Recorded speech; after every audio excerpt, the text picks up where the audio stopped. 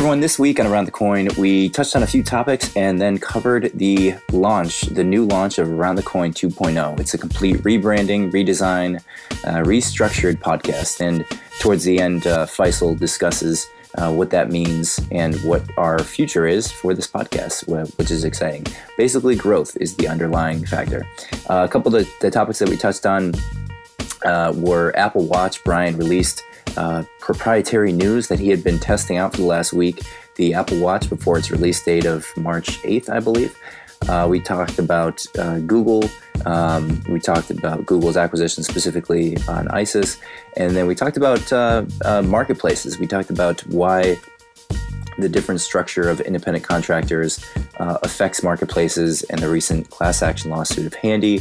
And then Faisal gave us some insight as to how independent contractors and workers and payments get funneled in the Middle East and different parts of the world. So really interesting conversation today. Hope you enjoy it. And as always, if you have any comments, feedback, suggestions, do let us know. Take care.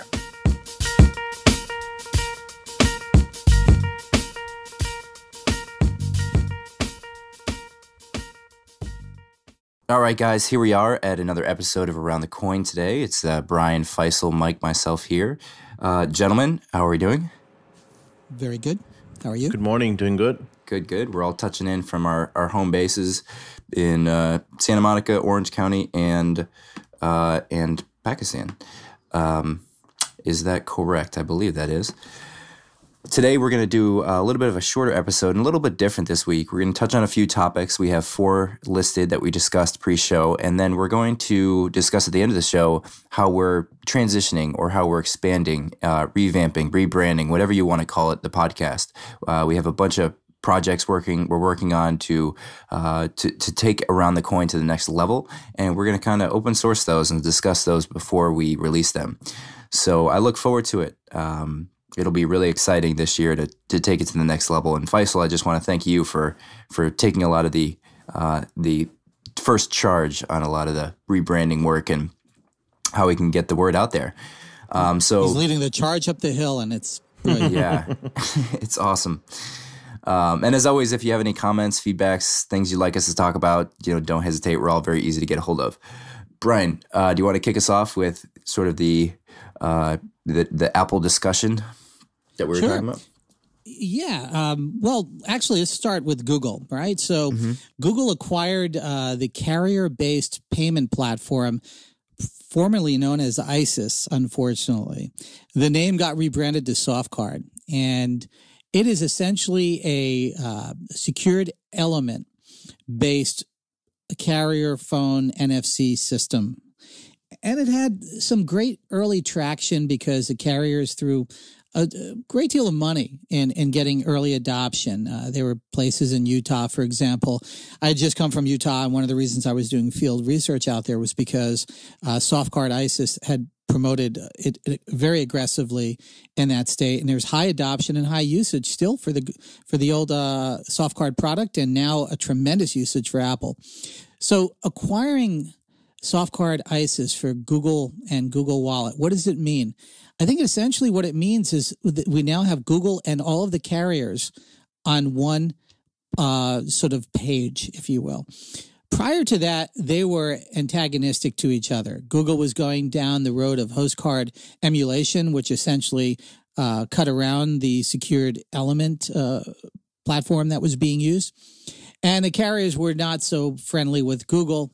So you need 3 poles in this tent. The only other pole that's missing to make Team Google's response to Apple Pay effective, and I believe they will have an effective response, it won't be equivalent, but it will be useful, is to get the handset manufacturers to solidify around a biometric system. There is no solidified biometric system, and if it's going to be PIN, you might as well take a few steps back and, start all over again. So the handset manufacturers are going to need a biometric system, and they're going to have to need a reference platform. So Google did their part. Carriers are doing their part.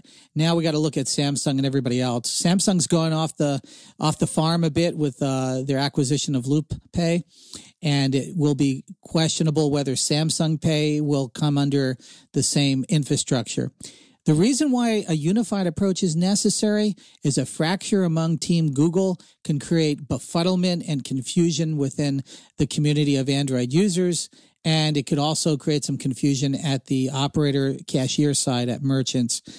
So they have some challenges ahead. That was a great acquisition for Google, if not only to placate the investment that the carriers made, because that whole Softcard thing was kind of running off the edge of the planet, and now it's coming back into line. Although I don't think we'll ever hear Softcard or ISIS again coming out of Google. I think it's going to be rolled into Google Wallet, and a couple of patents that they had will be Google patents. You know, the only funny thing about it was they would not announce whether it was a merger, an acquisition, or a purchase of intellectual property. It's still up in the air exactly what went on. I'm calling it an acquisition. Did they have a price point on this? Nobody's talking. I'm hearing numbers. See, I'm hearing numbers all over the place. One of the numbers I hear was essentially a token amount for tax purposes because the carriers are going to get a piece of the transaction slice vis-a-vis the way Apple is getting a piece from Visa and MasterCard. Google's going to approach the same banks. They're going to have the same type of scenario that Apple did. They're going to probably get the same percentage. And instead of taking as much as Apple, they're going to take a little less and pass it on to the carriers as partners, primarily because they're going to be promoting the heck out of it in their stores. So you go into AT&T and Verizon and you get an Android device, you're going to have a motivated reason why you want to promote this new wallet. Brian, how does the Google versus Apple approach to payments? Because if you sort of think about it upstream from the different approaches that they have in terms of data, particularly, Apple's core business is building hardware, right? They want more people in the club, as they say, that purchase Apple hardware, the Macs, the monitors, yes, the watches, the phones. What is the advantage that one versus the other has? Google versus Apple. Google doesn't manufacture, nearly have the revenue stream from hardware that Apple does. Is there a huge advantage from Apple? Is it just different? Is it the yin and yang where one's just going to be a complementary value proposition to merchants, or is there an end game where one just wins because of their... Well, Mike, you always have to have a dichotomy. There's always going to be two of something in the marketplace. It essentially falls out that way. You can look at Carl Jung's archetype playouts that take place here. You're going to have the one that's popular, and then you're going to have the one that everybody loves versus, on and on. So basically, no matter what Google does, there will be a support amongst Google users or Android users. The challenge that Google has is that there are so many players in the marketplace, handset manufacturers, carriers, various flavors of Android. No guarantee that a certain reference platform is going to be available. When I say reference platform we know the reference platform Apple has for Apple Pay. It's the iPhone 6 series. It's got Touch ID. It's got Secure Enclave. It's got Secure Element. If you're going to create a new payment system to compete with Apple from a user experience standpoint, you must have a reference platform that all the handset manufacturers would follow. And that would be a decided upon biometric, hopefully it's fingerprint. They can't use the tremendous platform of intellectual property Apple acquired from Authentic. So their biometric fingerprint technology is going to be different, maybe not as pleasant, but possible. The thing is, somebody has to acquire that license and then essentially give it to the handset manufacturers to make sure that there's a consistency and uniformity amongst all Android platforms. The other thing is it will not be reverse capable in many cases. You won't get earlier flavors of Android to have it. So they're starting from square one, essentially, for this new version of, let's call it Google Pay. And the problem is they got the carriers. I thought that was the biggest challenge, but now that's basically done. They got Google, who's essentially seeding Android. You have to get the other parties. From a merchant perspective, it's irrelevant. They're not going to pay anymore. It's going to look like, from their side of the counter, exactly like an Apple Pay transaction. From the consumer aspect, if you have to enter a password and open an app every time you pay, That is what made all other wallets, one of the reasons why all other wallets had a failure point. Yeah, right. Was that user experience. You're essentially limited by the hardware at that point because an app developer can't make that, right? Apple has something that no one else has, and good for Apple. They built the phone. They can do that. And Google can do the same if they have a reference platform and hardware and they control Android, right? And then it's just a matter of make that wallet open. Is this the reason why Google went into hardware? I mean, did they decide to make the phone? Do they look at the phone as a source of revenue, or do they look at it as a platform to allow other people to build on? Or is it just Google's mentality of build everything, compete with everyone? Mike, I'm not sure about the deep thinking about phone development at Google. I think the acquisition of Motorola was probably fumbled. I think in history we'll record that when we look back, Google had an opportunity to create reference platforms that everybody can build around. And I think it's the challenge. It's exactly what happened in the 90s and 80s with PCs. The fact is Microsoft, Google is the new Microsoft, and basically Microsoft could not control the hardware. They tried to create reference platforms, but that still made their software look like junk at times because of all the installer scripts that needed to be installed, all the drivers. You couldn't just plug it in and it worked. Apple is using the exact same playbook that they did with the Mac, that it just works. You download an app, it does what it's supposed to do. On Team Google's side, because there are so many different flavors of Android, including, the Amazon flavor of Android, et cetera, some of the app stores don't even work. I can't get a Google app into my Android device, my Kindle Fire, without going through Kindle Store. I can do it through a number of extra steps, but it's not pleasant. So that's let me ask you a question.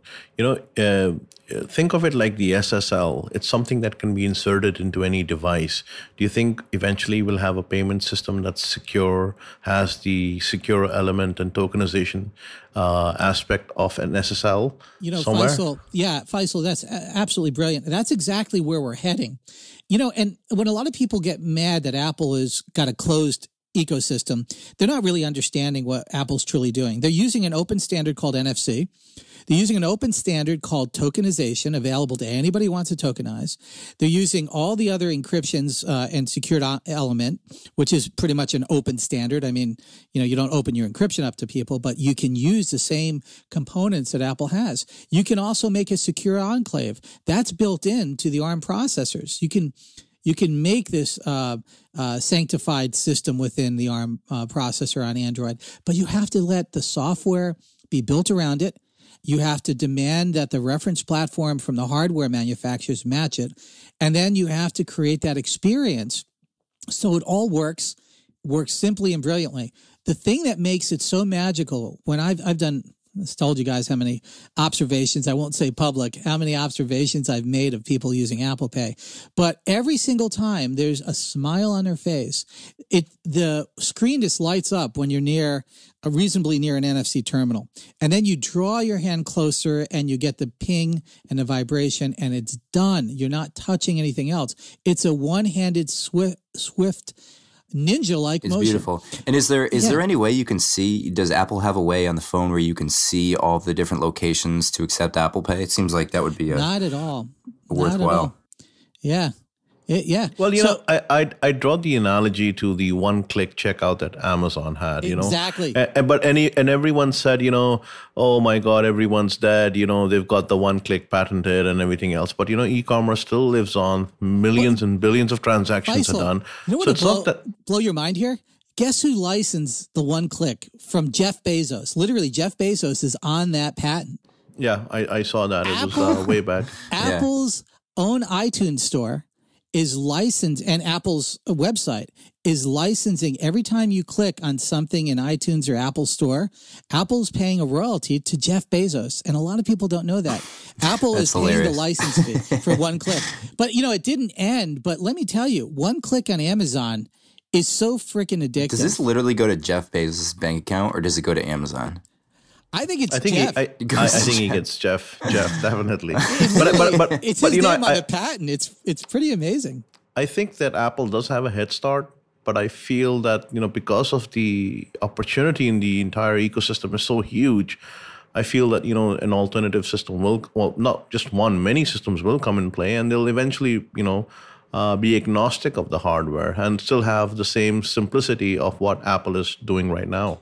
Security is the biggest challenge, right? The reason why we have hardware secure element and secure enclave in hardware is that you essentially would have to break open the device to get to the traces to try to get to the signal, and then you have to encrypt.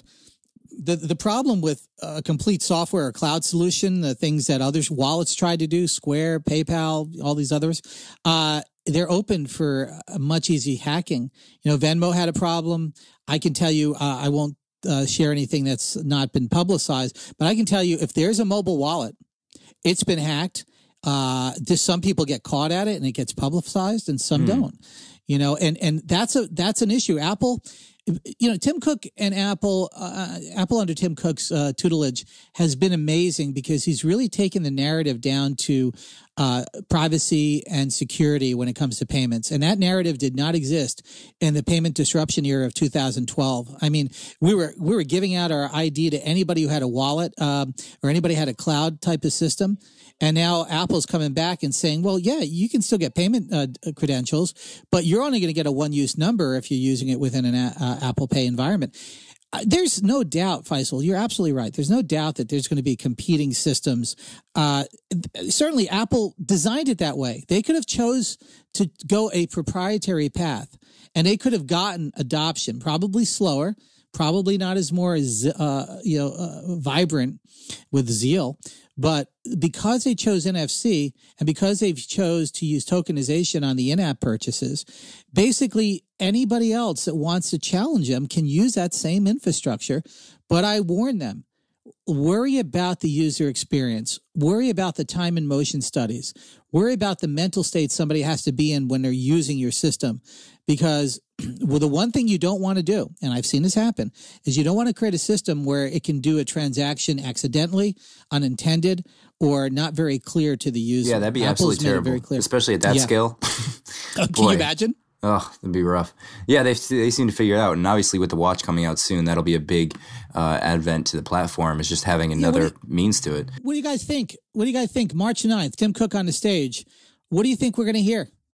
Well, number one, we got to get this episode out before March 9th if this is going to be a valuable conversation, which we will do. All right, pressure's on. But hopefully you're listening to this before March 9th.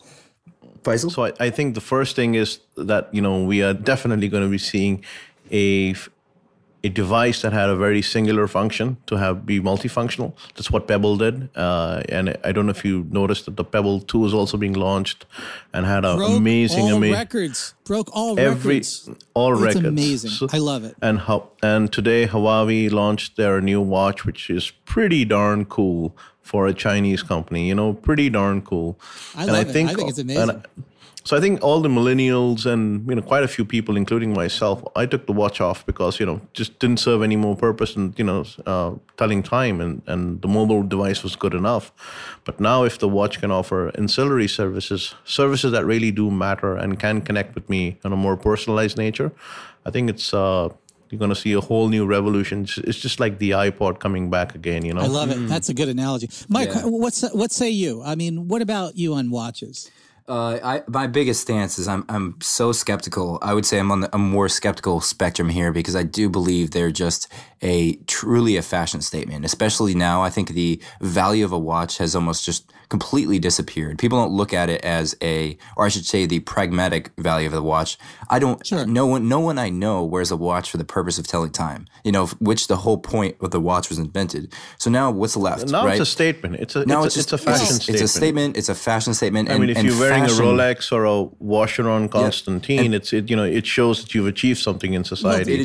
But if you're wearing an Apple Watch, if you're wearing an Apple Watch, what does that say about you? Well, fashion says a lot of things. Mike and I were talking before the show. Mike knows a lot of people have been growing beards. So do I. I might grow one just for this. But The bottom line is, I don't care who you are. When you make the claim that you're not vulnerable to fashion statements, well, we just proved that even the guy growing a beard is making some sort of fashion statement. Hopefully he's not gotten broken up by his girlfriend and he's growing the breakup beard. But it's a thing where it's very seductive. I've been anti-watch. I've been a watch denier for a very long time. I have a drawer right here. My East Coast accent, 12 watches, all from Kickstarter. I wear none of them. I have the, what is it, the watch that you talk into, what is it called? How many of them do you wear, Brian? The ones that you're like digging through your closet? Absolutely none. I have this Martin watch, which looked great. It was a Siri watch. Yeah. And you press a button and you talk into the watch.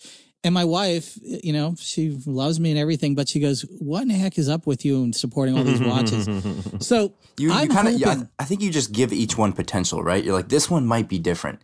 It might be the one. It might be the one. And then it just kind of isn't, And I think the difference with the phone is that it loses its novelty. Pebble. And it's Pebble, right? I have the first there. Pebble. The thing about it is it's always present. When you go out, everyone's going to see it. It's not like a phone you could stick in your pocket. Maybe you want to be the iPhone guy. Maybe you don't, depending on if you want to pull it out. But the watch, you're always that guy. And I think and it takes more effort to grab it. And I don't know. It's not Google Glass. It's not Google Glass, guy. But I'll tell you one thing, if you have, for example, SMS alerts, email alerts, social media alerts, it's a matter of simply twisting your wrist slightly towards you and just being able to read it off. That versus, let's say, getting a phone out in a meeting, looking at it, etc. Could be the differentiator between the two. And I think for most people that would probably be the finer element of why they would go and invest in an Apple. Yeah, all right, guys. I can confess something here because we're close enough to the date. I got to wear an Apple Watch with Taptics, the Haptic Response system, for about 6 hours recently. They've been given out to a lot of Apple employees. I'm not surprised. To do tests, yeah. Well, but here's the thing. I've been a watch denier, and my colleague over there at Apple knows this. And he goes, listen, put it on. You're hanging out with me. Just wear it. Let's see how you feel. I got to tell you, I got pretty darn addicted to it. Now, for a lot of reasons, I couldn't synchronize it with my ID. It would have been toast for this guy with the Apple Police, but I used his ID, and I pretty much was him for a few hours. And I got to tell you, his wife sent a heartbeat over, and she knew it was me, but it was fun. It was engaging. And I found myself reading notices that if I was this guy, I would be reading a lot more, because he said, that's the whole thing. I get notifications. I get things coming out of here all the time. Now, I'm slightly excited over Apple Pay. So when we went into the store and did an Apple Pay, we had to unfortunately hide it, and I had to hold my phone, but my phone was actually turned off. So it was his phone that was actually linked to it in his pocket. We did an Apple Pay transaction. It was mind blowing. It was faster. It was more efficient. And that goes on to something that I do know definitely is going to happen. And that is something I'm calling watch commerce. And this is where GPS, iBeacons, hyper-localization, and ordering systems, let's just say a coffee company, you get close enough to their store, it knows that you like a double decaf espresso, whatever. It asks you, would you like to order one and have it ready?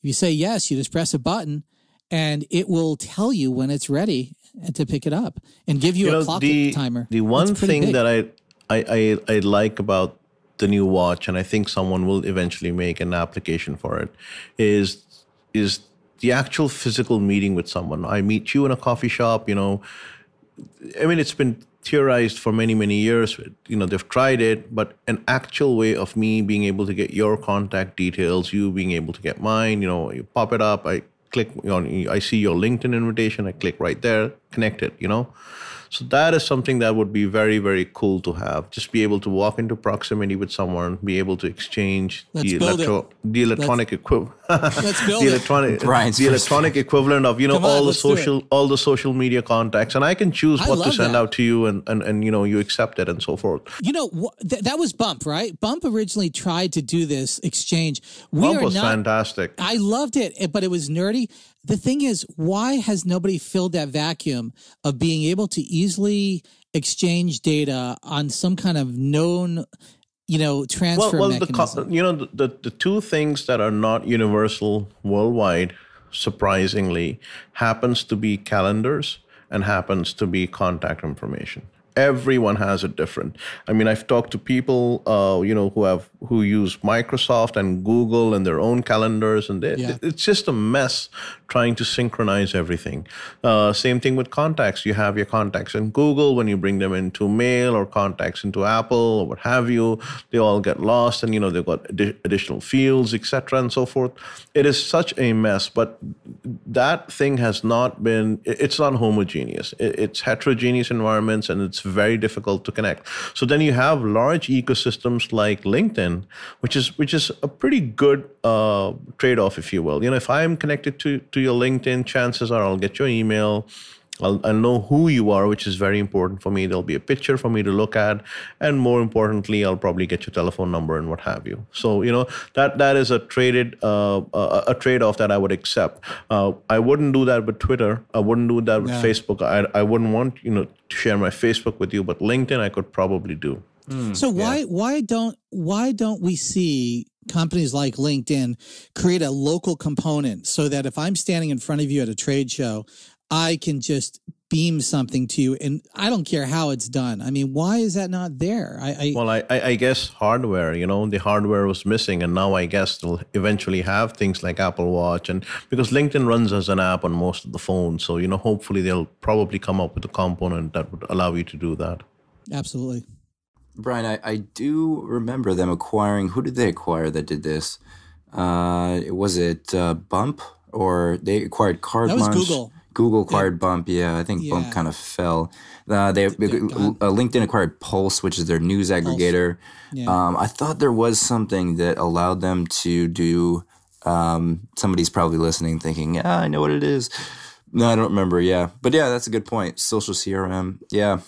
That would be interesting. Yeah, I think Watch is going to probably bring about this more personalized interaction with people. A lot of it sounds like novelty, but so did the iPod at first. I mean, the whole thing was there were all sorts of music players. I mean, I got unfortunately in my museum a number of pre-iPod music players, and they were tremendously bad. The challenge is whether or not Apple can establish enough use cases for Watch to make sense. And I think Faisal has brilliantly touched upon where some of this is going, and that is you're now on your wrist. And I can tell you guys, the Johnny Ive redesign of the Apple Store is going to be absolutely breathtaking.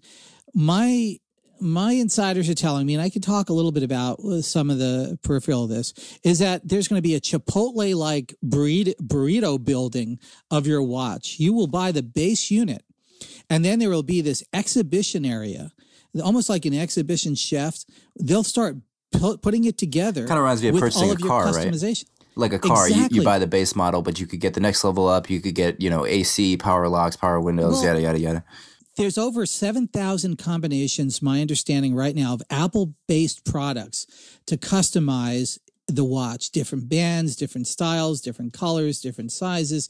They're going to set up in the front of the store, from my understanding, these bar stools where you walking by the store, you'll see the faces of people while they're getting their watch purchase customized. So there's going to be a lot of this theatrical dynamic element, which is really how Apple has always seeded their first products, right? The iPhone, when it first came out, I got to tell you, I literally would stop traffic when I would take out an iPhone on iPhone 1. People would look at iPhone you like, 1, God.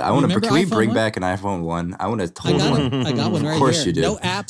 No apps on it. It was just web, but people were captivated.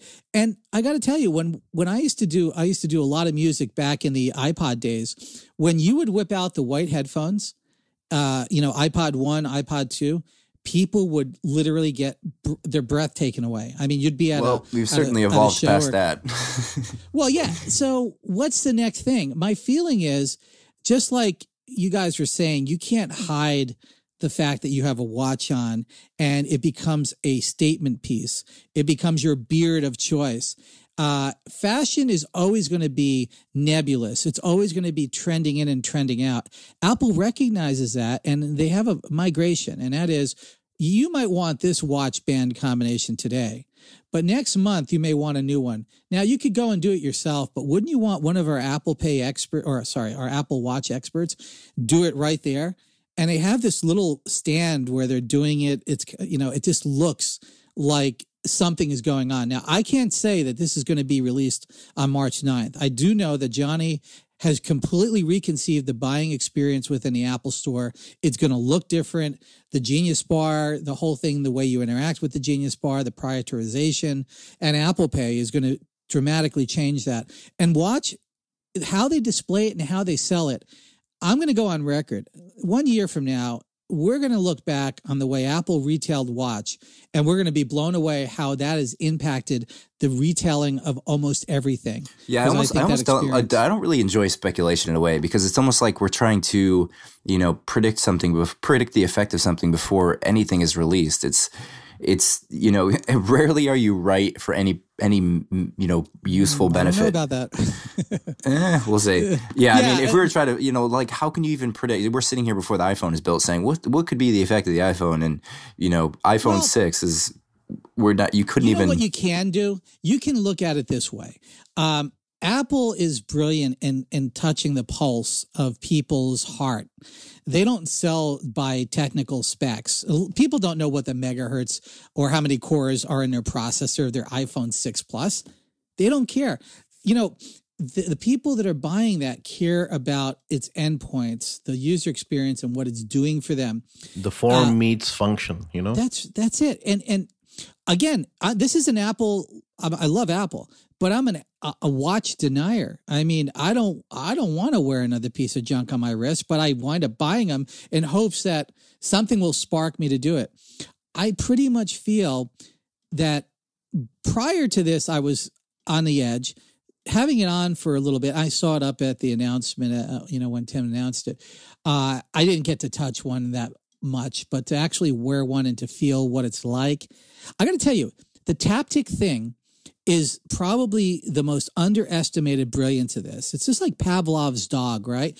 Once you start realizing that touch is another form of communication that has been missing from our modern sense, you start realizing what this is all about. Now, I'm not talking about somebody putting on a vibration on your arm. When you wear the watch, the way the motor moves, it feels like somebody is gently or quickly, there's a lot of different variations, tapping your wrist. And it's almost disconcerting at first. Like, for example, on maps, when you're going left, it's one tap. Like if you're at a corner, if you need to go left, it's one tap. If you need to go right, it's two. And if you go past it, it'll do 3 quick taps like you've missed your turn. So you literally can now walk down a street. In theory, I did it and I didn't get lost. And I was in an area I could have gotten lost. I let Apple Watch tell me exactly where to go just by tapping my wrist. So what creativity can all of us listening here, what creativity can we derive from this new form of communication? I think after March 9th, we'll start talking about what Taptics is like. We'll see simulations of it, but Apple has patented this technique that if you look at the patents, you're pretty blown away by the complexity for just a vibration motor, because every phone has a vibration motor and we all kind of know what they feel like. They've gotten better over time. Apple has taken that little nerd element, a motor with a little, loop around it that essentially puts it off center, and then a little sliding piston, which makes it like this real deterministic tap. They've taken that and they've made it into a new form of communication. I don't know where it's going, but if that API opens up, we might get tapped to do a whole lot of things. I don't know what, but it's coming. Yeah. Okay. Well, let's move on. We have a couple other topics here. I'm just debating what order we go in. Before the show, we discussed whether it would be interesting to hear sort of I have a lot of experience with the recent class action lawsuit that Handy went through, particularly on how companies are filing taxes around that area. Tell us about this, all right? Because a lot of people don't know what's going on with Handy. So give us some background. Yeah, so it's a very specific issue. Basically, how companies, marketplaces, online marketplaces such as Handy, Uber, Lyft, HomeJoy, HomeHero, our company, how we classify our workers. And basically, the reason why these marketplaces exist now, the reason why this is exciting, is that we have smartphones. Particularly the fact that every one of the workers would have a smartphone and the ability to easily, using data and technology, accept jobs, request new jobs, enter their payment schedules, their rates, things like that. You basically have a 10 times more efficient communication platform. And because of that, you have these marketplaces pop up that essentially go down the list of Craigslist, and they start to replace each one of the specific Craigslist value propositions, right? Transportation, house cleaning, caregiving, our company, what is it? Thumbtack is going to be for painters, carpenters, things like that. So each one of these companies virtually verticalizes a specific niche in Craigslist, which is the platform originally to communicate, and then makes it 10 times better. And the reason why these legal issues are coming up is because the law in the United States, at least, it's structured around the environment or the work relationship 10 years ago, right? There was no internet. There was no construction of these laws with the idea of smartphones in mind. So what you have is this fixation on W-2 employees, which is generally how the legislative branch or our government will assess our progress, right? You always hear things like, job growth is up X number of, X percent this year, and they assess the economy, a factor of the economy, based on the number of people working employed. Now, as we know, there are millions, at least hundreds of thousands of people that work on platforms like TaskRabbit, Uber, HomeHero that are not employees, right? Our company only has 14 employees, yet we have over 600 working caregivers. Now, this is going to be the same with other marketplaces, and the problem lies with how do you classify them versus how do you give an awesome experience. And what Handy did, they crossed too far into the line of telling the workers what to do.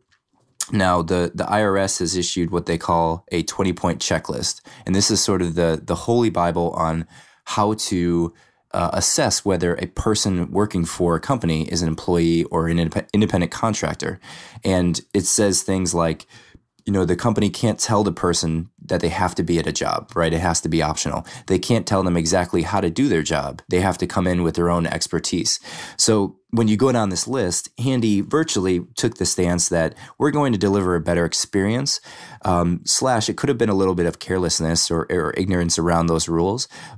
But really it come down to the audit that they had. They had an audit, and the IRS assessed that they were employees. Now they're facing fines for back taxes on employees, and reclassification of all those workers would essentially kill the company. So that's kind of the sticky situation that they're in now. Does that make sense? Is that a good way of explaining? Yeah. So how do you feel that is going to impinge upon the creativity and entrepreneurial growth around these marketplaces? I mean, is it really stifling? Is it a worry problem? I think what the larger, if you look at transportation with Uber and Lyft, those guys have basically taken the stance that they're not going to sit back and sort of build a user experience around the laws that exist. They're going to change the laws.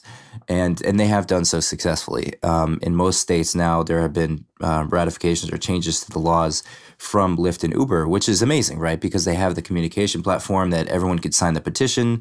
You log onto the app for the first time in a state that doesn't have legal allowance yet, and they'll say, would you like to sign our petition and support Lyft? And of course you do, right? You like it better than taxis, so people do.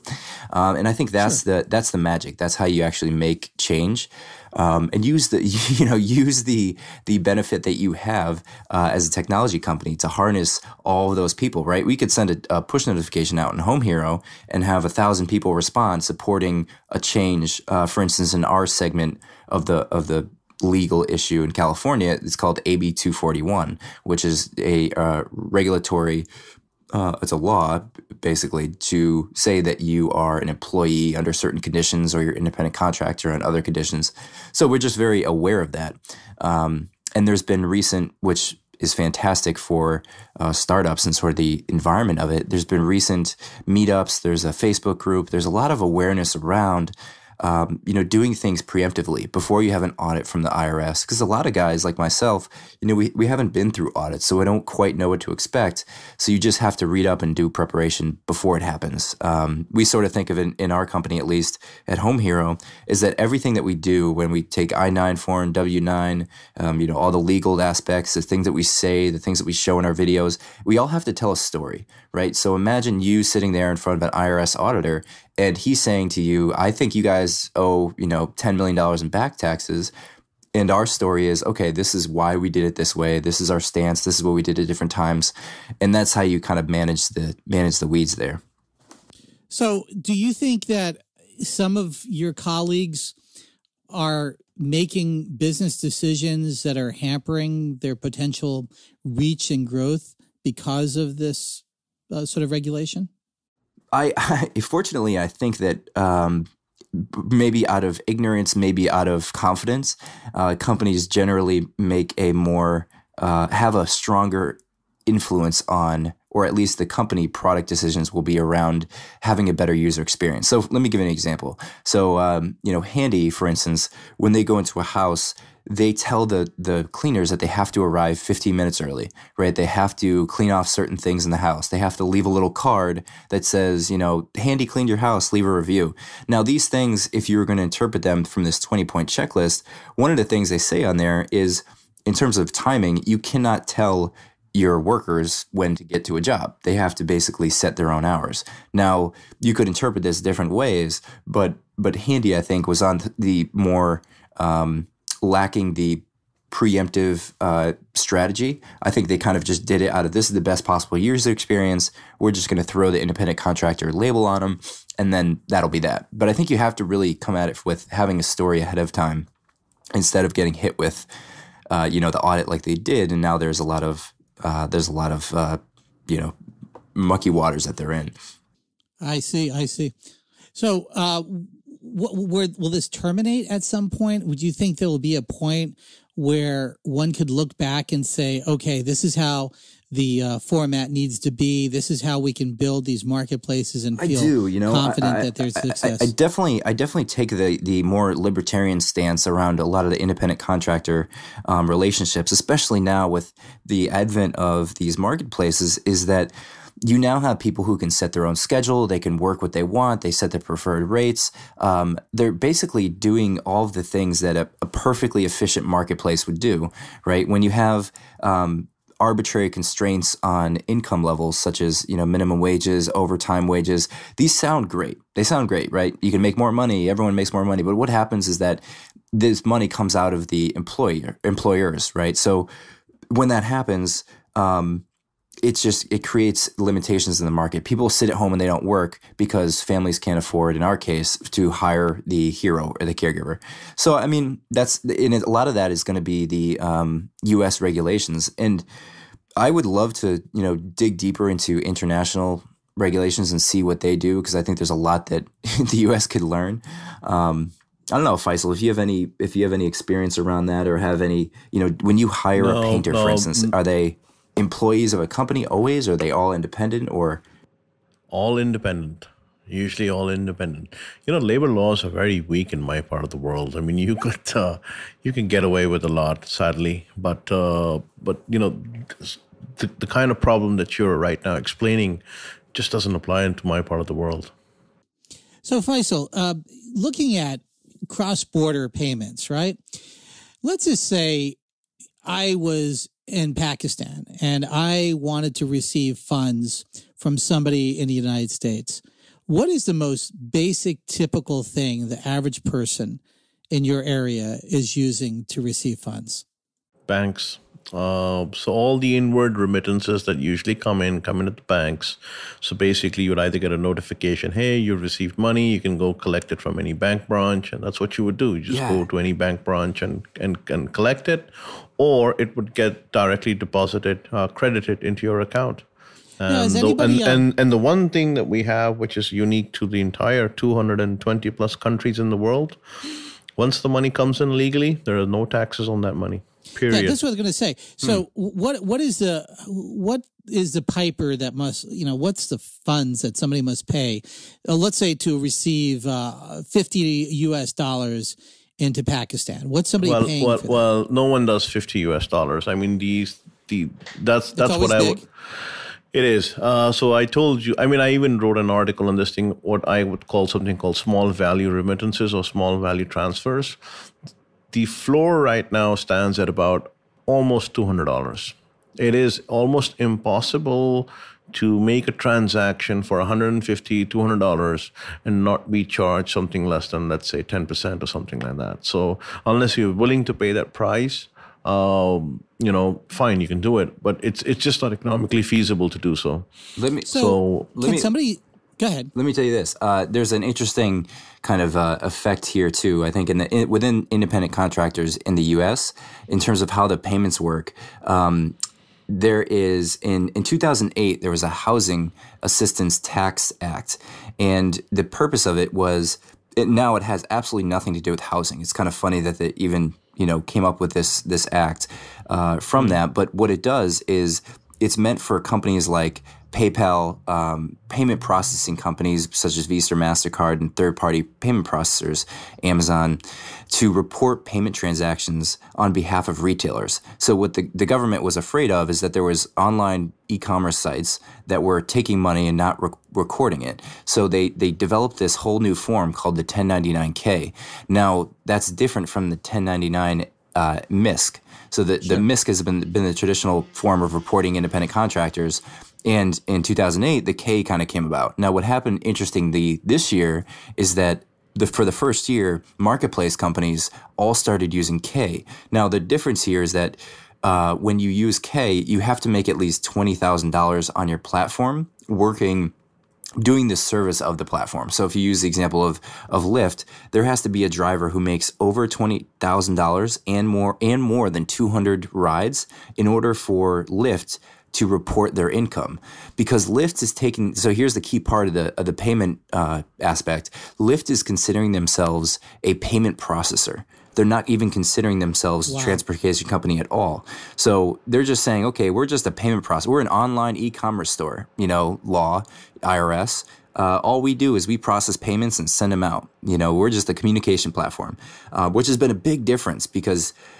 Even like us, it's still kind of on the dicey end. And I've spoken to Deloitte, I've spoken to big law firms about this, and there's a real ambiguity in how these guys are reporting income, which comes down to how the money gets transferred to them.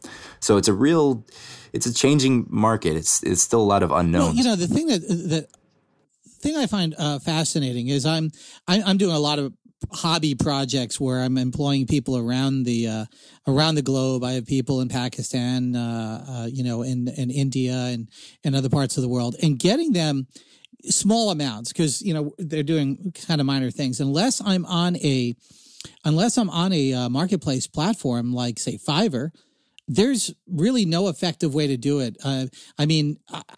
I've really started to confront this more. So when you have workers, foreign workers that are sending little bits of money over to, maybe mom and dad or the wife and say back in Pakistan, you're telling me, Faisal, that basically under those circumstances, the only way you can really do it is in $200 chunks.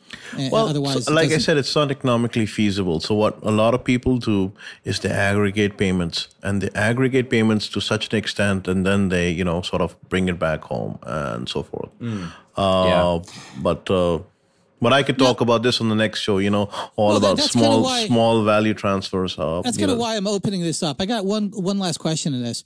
Is there something like M-Pesa where I can buy airtime for somebody in the United States and load up their phone? Yeah. There are many such services. There are literally hundreds of them. So, yeah. So is that a form of payment at this point for low ticket? I mean, I would imagine that's one way to get money to somebody. It is. And that's how small value transfers originally started. They would convert airtime minutes into the physical dollars or the physical pesos or whatever. And that's how they would do value transfer. It's still being done, but it's not cheap anymore. Oh, really? So there is a cost to come in and a cost to come out of that. Mm-hmm. Interesting. Wow. I'm learning a lot here. Yeah. Yeah, I think it's going to be an ongoing topic, something that just continually evolves and affects companies in a big way. You know, it wouldn't get the headlines, but behind the scenes is such an important thing for companies to pay attention to. So, Mike, shall we talk about what we are doing with Around the Coin podcast? Yes. Faisal, why don't you kick us off? Faisal, absolutely. You inspired us recently. Yes, absolutely. So it's been almost a year. I think we've done about 52 episodes. That makes it officially a year. And we decided that it was a good time to bring the podcast, the branding, the formats, basically go through a version 2.0. You know, the version 1.0 served pretty well. And one of the things we're doing is, we'll be rebranding our website completely, relaunching it, maybe be changing the social media promotion aspects of it, how we promote it, where we promote it, make it more balanced rather than making it just exclusively or mostly US concentric. We'll include some international flavors to it, so that we essentially have a global audience.